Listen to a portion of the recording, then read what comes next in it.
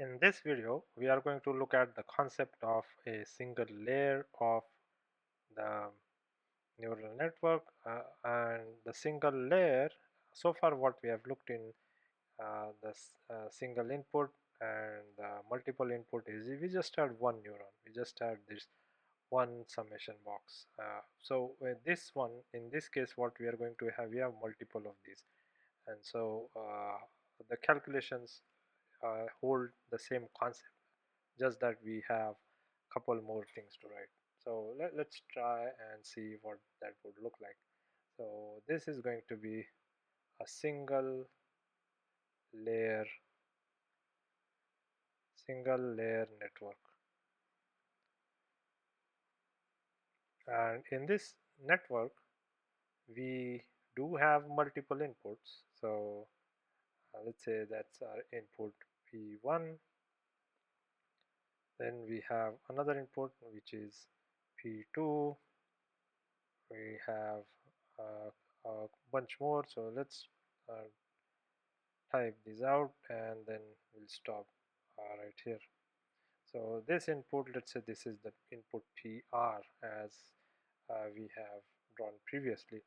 Now up and in the previous video we just had this one sigma and all the connections went into that just one box. But this time what we are going to do is, instead of just one neuron, we are going to look at a case where we could have more than one neurons.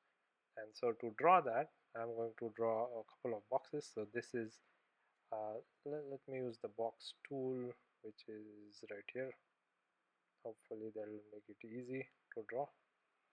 All right, so we have one box here. Let's say we have the second box here, and we have the third box right here.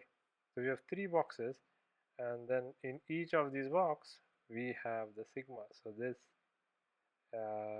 this is telling us that we are going to sum the values that come into each of these boxes. And again, as before, each of these boxes would have the input bias. So each neuron has its own bias. Let's say this is the neuron 1, and so for this neuron, let's type neuron 1, and so for this neuron the bias would have a subscript B1, and the values for the W that come in here, again we follow the same convention as before. This is going to be W1, 1.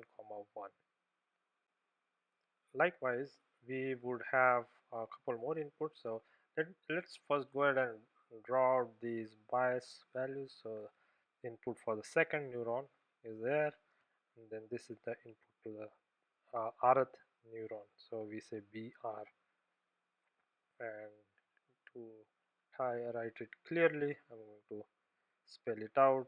This is the neuron number 1, that's our neuron number 2. Not just the box, but the entire thing with the bias and everything, and that's the R1. Well, now what we need to do is connect each of these inputs to the neurons. So each of the inputs is connected to all the neurons in this case, and so P1 has 3 connections, P2 similarly has uh, 3 or more, so there's R, so it could be more than 3, but right now we are showing 3, and then this one would have these many, and finally this would have again connections to all of these boxes. So that's essentially how the inputs would connect into that sigma box. And the values for W, as you would imagine, they follow the same way. So this P, I'm going to draw this separately here. So this is our P1, and P1 has 3 sort of connection. So that's the sigma for the neuron 1. Then we have the sigma right here for the neuron 2. Then we have the sigma right here for the neuron 3. So this W is going to be the input from neuron 1 to the input. This is the input 1 going to neuron 1. So we say 1 comma 1. This is the input 1 going to neuron 2. So we say 2 comma 1. This is the input 1 that is going to the neuron 3. So we say 3 comma 1. So that's how these connections, that's how the weights would be labeled. And because we are saying here, so one uh, this doesn't have to be the same number of neurons as the inputs, and so we'll give it a separate uh, uh, name, which is S. And so S is sort of telling us that those would be the number of neurons in this layer. R is telling us those would be the number of inputs in this layer, and thus the weight for this input PR we can write as W. This is the input R going into the neuron S. So we say WS comma R. And once we have this set up, as we have seen previously, each of these would then create a uh, uh, the net input. So I'm going to draw these arrows out here, and these are going to be the values for net input. So this would be the input coming in from neuron 1, so therefore N1. This is the input coming from neuron 2, we say N2. This is input coming from neuron S, and so we say NS. Once we have all of these uh, uh, net inputs calculated, we can then put them into the uh, transfer function. And so for transfer function, again, we are going to draw a couple of boxes. Let's say this is the box right here for neuron 1, this is for neuron 2, and this is for neuron 3. So in each of these cases, we have our transfer function f inside of it. And the output then, so once we calculate the values of the transfer out of the transfer function, we get an output, and this output is going to be A, but this time the A would have a suffix which is going to denote what neuron that output is coming from or is related to. So this is the very first one is going to be A1, because that's the output of neuron 1. This is the output of neuron 2, A2, and this is the output for neuron S, and so we say AS. So this is the general structure of a layer, a single layer of a neural network, which has of course it will have multiple inputs. You could also have just single input and have multiple layers. That is also possible. Here we are showing we have multiple inputs, multiple neurons, but a single layer. And the way we would write that, uh, write the equation is as follows.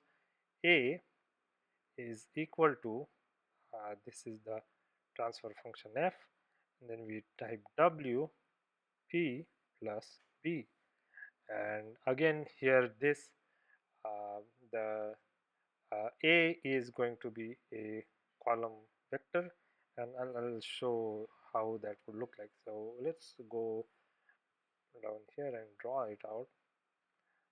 So let's draw it in this hard format, where we can denote the inputs by a triangle. Let's say those are the inputs we have, and I'm going to fill this with some color. So if I can, let's put, all right. So that's the input we have, and this input we have R inputs, and so the arrow coming out of that is going to be the P column vector of the shape R by 1. Next, what we have is uh, the the W.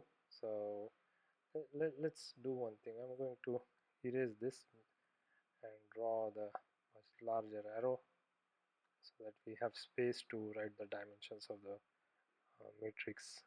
So that's the input coming from there. After that we have the box, which is the W. Then we have another box here for B, and we can write that out. This is P, which would be of shape R by 1. This is W, and I probably guessed it.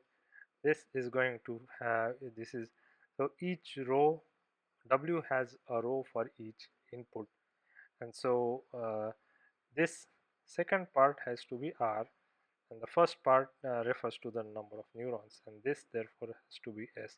So the dimensions of the matrix W is S by R, and B, we would have as many B as many neurons we have, and so the shape of B would be a vector S by 1, and let's say this has the value of 1 coming in.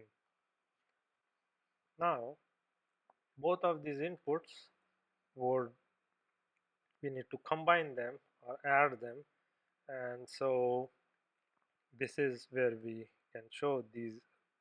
We are going to add them in this circle with a plus sign, and the output of this would be n, and the shape of n would be S by 1, because there would be one output per neuron. If we have S neurons, there would be S, the S sort of outputs, and so the shape of n would be S by 1. And after that we have the transfer function. So let's draw the transfer function box right here. So that's the transfer function we would have, and inside of that we write the letter F, right, so which again creates an output which is A. Now A again would have the shape of S by 1, because remember each neuron would have one output. We have S neurons in this layer, and so we would have S number of outputs, and therefore the A again would be a column vector. So as before, as we have seen in the above diagram, where we have this part which is the input, that's the input part we have, and then this part right here that goes all the way up to here, that's the layer, that's the layer of neurons, a layer of, in this case S, because uh, we are saying that there are S number of neurons in this layer, and the same thing, and then we have the last part which is the output. So that's the output which comes out of the transfer function. We can show that down here as well. The uh, same concept we can show in this diagram at the bottom, where we have this part with the P, which is the input, and then we have this part from the W all the way up to the F, which we say that that is the layer of neurons. So this is the layer of neurons, because we have multiple neurons, and how many neurons do we have? We have S neurons, so we say number of layers layer of S neurons, and below that we just draw these brackets to show what is what, and the last part is just the output. So this is how the multi multi-input, multi-neuron, what a single layer neural network would look like. And if we try and calculate a couple of values for this, here is how it would look. What we can do is let's try that. Let's create some values. So I'm going to use a different color.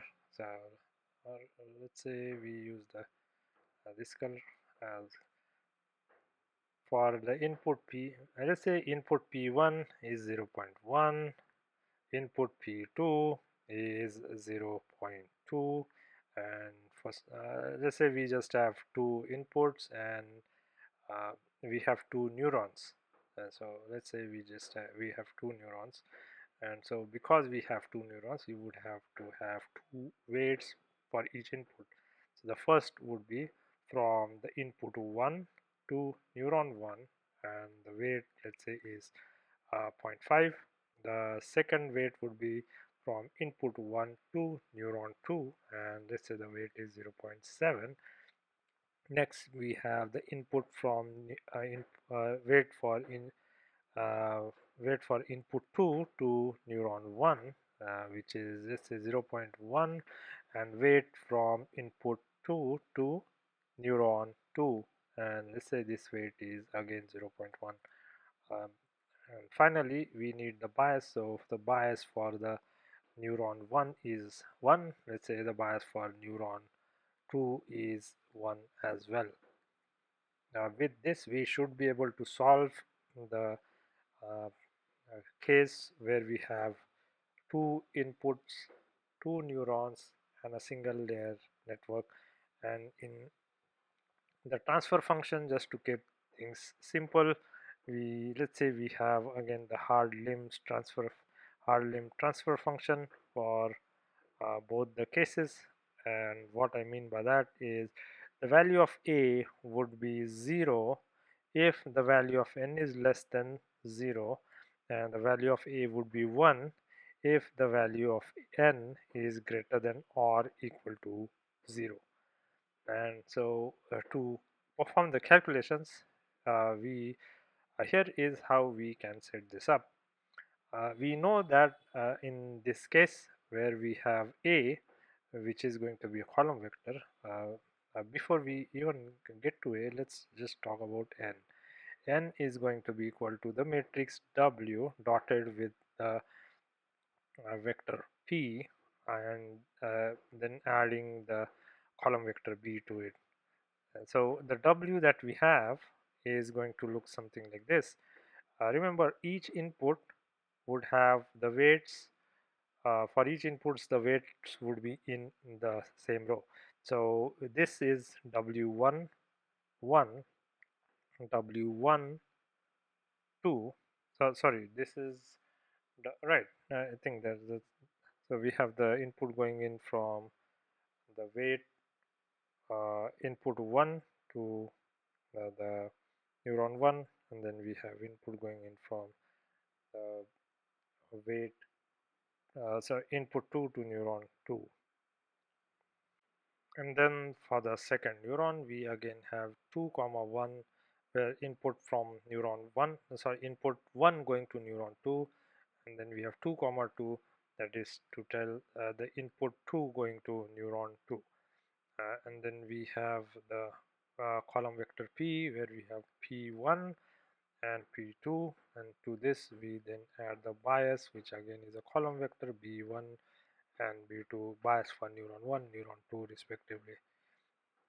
And now if we plug in the values for w's, we see that this is 0.5, then 1 comma 2 is 0.1, and then we have 2 comma 1, which is 0.7, and the value for 2 comma 2 is 0.1.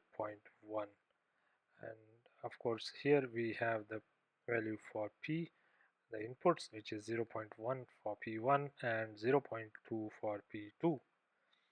And if you go in and add the bias is just 1 for both of them, so we just have column vector of once. Now to perform the dot product, uh, here is how we would do that.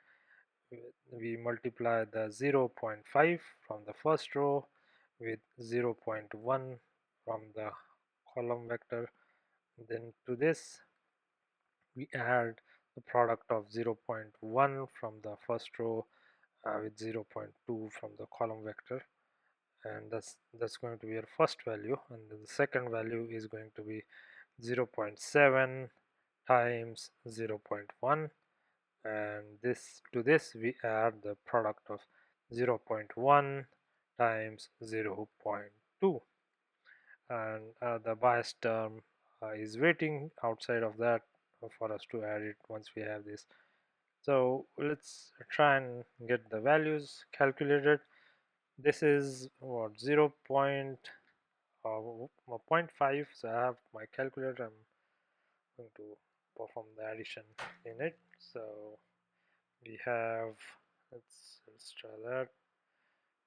We have 0.5 times 0.1 plus uh, zero point 0.1 times 0.2, and that gets us 0.07, and we add 1 to that, so we get 1.07. Likewise, let's try and get the second value. We have 0.7 times 0.1 plus the next value is 0.1 times 0.2, and we get 0.09, so add 1 to that, we get 1.09. Awesome. So we now have the values of n calculated. With this we can now calculate the values for a. So for again we use a is equal to f of n, and here we see that the n has two values this time. We have 1.07, 1.09, and so both of these values, if you look at this relation we drew earlier, if the values are greater than or equal to 0, a is simply going to be 1, and therefore what we get in the output is a column vector of 1s. So that's our final output. So this is how we can think about a single layer neural network with multiple inputs, and the key things to remember are these, which is we can have multiple inputs as we can see here, and so each of these inputs are connected to each of these inputs are connected to the neurons. So here we are summing these up, and then we are also getting the net input for each of these neurons. So this entire this, and then we have this one as this, and then we have the transfer function for each neuron, which does the calculation to get us the value of a, which is the output value of that particular layer of neuron.